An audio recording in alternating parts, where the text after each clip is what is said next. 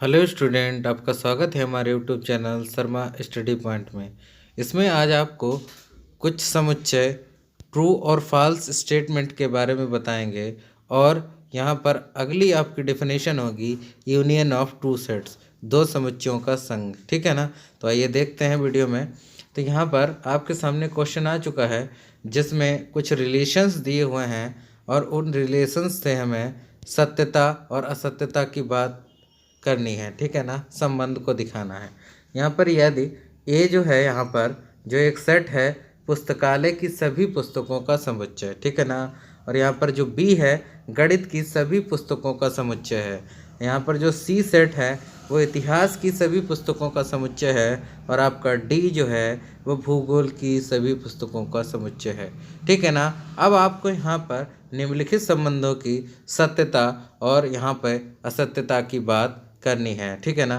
तो यहाँ पर जो पहला है वो क्या है, यहाँ पे जो पहला है, ठीक है ना, उसको देखेंगे सी। यहाँ पे जो सी है, सी सेट है, वो सबसेट है ए का।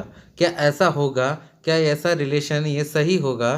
तो यहाँ पर आप देखते हैं सी का जो सेट है वो इतिहास की सभी पुस्तकों का है। किसका है? इतिहास की सभी पुस्तकों का है सी सेट। ठीक है ना। तो यहाँ पर और जो ए है वो ए किसका है, यहाँ पे देख सकते हैं ए जो है वो पुस्तकालय है। अब बताओ आप कि पुस्तकालय में सभी प्रकार की पुस्तकें होंगी, ठीक है ना। तो इतिहास की भी पुस्तकें होंगी, तो इसलिए हम कहेंगे कि इतिहास की पुस्तकें इस पुस्तकालय में बिलोंग करेंगी, इस पुस्तकालय से बिलोंग करेंगी। इसलिए हमारा जो सी हो जाएगा वो सबसेट ऑफ ए हो जाएगा। ठीक है ना, ए का उपसमुच्चय हो जाएगा। ठीक है ना, इट इज़ क्लियर। आगे बात करते हैं नेक्स्ट। तो यहाँ पर जो स्टेटमेंट हो जाएगा आपका वो क्या हो जाएगा? ट्रू हो जाएगा। ठीक है ना, ये तो बात आप समझ ही चुके होंगे। यहाँ पर जब स्टेटमेंट बिलोंग कर गया है यहाँ पे एलिमेंट, तो यहाँ पे ये ट्रू ही होगा। ठीक है ना, सत्य हो जाएगा। इसके बाद सेकंड स्टेटमेंट की बात करते हैं। यहाँ पर जो सी है वो सबसेट है डी का। क्या ऐसा होगा, ऐसा पॉसिबल होगा, ट्रू होगा या फॉल्स होगा, इस चीज़ को जानेंगे। तो यहाँ पर जो सी है वो इतिहास की पुस्तकों का समुच्चय है और यहाँ पर बिलोंग भूगोल की विषय की पुस्तकों का समुच्चय है। ठीक है ना। तो यहाँ पर जो बिलोंग है वो नहीं करेगा क्योंकि इतिहास की पुस्तकें भूगोल की पुस्तकों से अलग होती हैं। ठीक है ना। तो यहाँ पर नॉट बिलोंग टू दिस, यहाँ पे भूगोल की पुस्तकों का समुच्चय। तो यहाँ पर ये स्टेटमेंट कैसा हो जाएगा? फॉल्स हो जाएगा। स्टेटमेंट, ये वाला स्टेटमेंट फॉल्स हो जाएगा। ठीक है ना, असत्य हो जाएगा। इसके बाद थर्ड पॉइंट पे बात करेंगे। यहाँ पे डी सबसेट है ए का और D included in A set. ठीक है ना, इंक्लूडेड का मतलब यहाँ पे जो इक्वल लगा होता है वो इंक्लूड होता है, उसमें पाया जाता है समुच्चय। ठीक है ना। तो यहाँ पर बात करेंगे डी जो है भूगोल की पुस्तक है और यहाँ पर ए जो है वो पूरा पुस्तकालय है। अब ये भूगोल की पुस्तक किस में बिलोंग करेगी? पुस्तकालय में बिलोंग करेगी, बिल्कुल करेगी, क्योंकि आप कहोगे पुस्तकालय में सभी प्रकार की पुस्तकें होंगी। ठीक है ना, तो यहाँ पे भूगोल की भी होंगी। इसलिए हम कह सकते हैं, क्या कह सकते हैं? इसलिए हम कह सकते हैं कि जो डी होगा सबसेट होगा ए का। ठीक है ना, सबसेट होगा ए का। तो इसीलिए ये स्टेटमेंट हमारा क्या हो जाएगा? ट्रू हो जाएगा, सत्य हो जाएगा। ठीक है ना। अगले नेक्स्ट स्टेटमेंट पे बढ़ते हैं। यहाँ पर नेक्स्ट स्टेटमेंट आपका दिया है बी सबसेट ऑफ सी। ठीक है ना, बी सबसेट ऑफ सी। और यहाँ पर जो बी है वो गणित की पुस्तकें हैं और यहाँ पर इतिहास की पुस्तकों का समुच्चय सी है। तो इसलिए हम कहेंगे कि गणित की पुस्तक इतिहास की पुस्तक से नहीं मैच करेगी। ठीक है ना, तो यहाँ पे नॉट बिलोंग टू हो जाएगा। इसलिए हम कहेंगे कि बी जो सेट होगा वो सी का समुच्चय नहीं होगा। ठीक है ना, उपसमुच्चय नहीं होगा। इसलिए हमारा ये स्टेटमेंट कैसा हो जाएगा? असत्य हो जाएगा, फॉल्स हो जाएगा। ठीक है ना। इसके बाद बात करेंगे यहाँ पर किसकी बात करेंगे? अगले क्वेश्चन की यहाँ पर बात करेंगे। देखते हैं यहाँ पे बात करेंगे डेफिनेशन की। ठीक है ना, डेफिनेशन आपको कौन सी बतानी है ये चीज़ देखना है।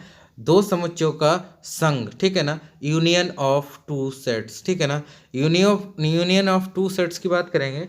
तो यहाँ पर ये मान के चलेंगे कि माना ए व बी दो समुच्चय हैं। ठीक है ना, दो दिए गए समुच्चय हैं। ए और बी का संघ माने यूनियन, वह समुच्चय होगा। क्या समुच्चय होगा? इस चीज़ को समझते हैं। वह समुच्चय होगा जो ए व बी के दोनों अवयव रखता हो। माने यहाँ पर ए के कॉमन भी एलिमेंट्स और जो बी के भी हों वो टोटल रखता हो। ठीक है ना, इसे ए यूनियन बी से प्रदर्शित करते हैं। यहाँ पर जो आपका साइन दिया गया है, ठीक है ना, आपका जो ये साइन लगा है ये इसको यूनियन कहते हैं। ठीक है ना, तो यहाँ पर एक बात हम मुख्य रूप से बताना चाहते हैं, यहाँ पे जो यूनियन की बात होती है, जैसे एलसीएम में आपको कॉमन एलिमेंट्स, ठीक है ना, कॉमन जो फैक्टर ढूंढते हैं और उसके बाद बचे हुए फैक्टर को लिख लेते हैं, तो इसी तरीके से एलसीएम की तरह ही होता है, जिसमें कॉमन एलिमेंट माने कॉमन अवयव रख लिए जाते हैं और बचे हुए अवयव भी दोनों सेटों में से लेने होते हैं, ठीक है ना, बचे हुए भी लेने होते हैं। इसलिए हम कह सकते हैं कि ये एलसीएम की तरह होता है। जैसे आपको एग्जाम्पल के तौर पर यहाँ पे बता दिया गया है कि यहाँ पर ए सेट है जिसमें एलिमेंट 1 2 3 हैं, और यहाँ पे जो बी है वो एलिमेंट इसमें कितने हैं 1 2 3 4 5, ठीक है ना। तो इस तरीके से इसमें एलिमेंट 5 हैं और इसमें 3 हैं, ठीक है ना। तो यहाँ पर ए यूनियन बी निकालेंगे, तो ए यूनियन बी का मतलब है यहाँ पे जो 1 होगा इस सेट में भी होगा, तो 1 को लिख लिया, ठीक है ना, तो 1 को लिख लिया। और यहाँ पे 2 यहाँ भी है तो यहाँ भी है 2, उसको भी लिख लिया। 3 यहाँ भी है, 3 यहाँ भी है, उसको भी लिख लिया। अब बचे कौन से एलिमेंट, आपके 4 5 बचे, वो यहाँ पर लिख दिए, ठीक है ना। तो इस प्रकार ये टोटल एलिमेंट 1 2 3 4 5 यहाँ पे ए यूनियन बी हो गया, ठीक है ना। तो आपने क्या देखा, यहाँ पर जो कॉमन एलिमेंट लिए गए हैं, ठीक है ना, जो कॉमन एलिमेंट है 1 2 3 वो यहाँ भी हैं और यहाँ भी हैं, बचे 4 5, ठीक है ना, 4 5 को भी इंक्लूडेड कर लिया गया है। इसीलिए हम कह सकते हैं ये एलसीएम की तरह ही होगा। किसकी तरह ही होगा, एलसीएम की तरह होगा। तो आप समझ सकते हैं कि आपको बहुत ईजी होगा एलसीएम की तरह करना, दो समुच्चयों का संग निकालना, ठीक है ना।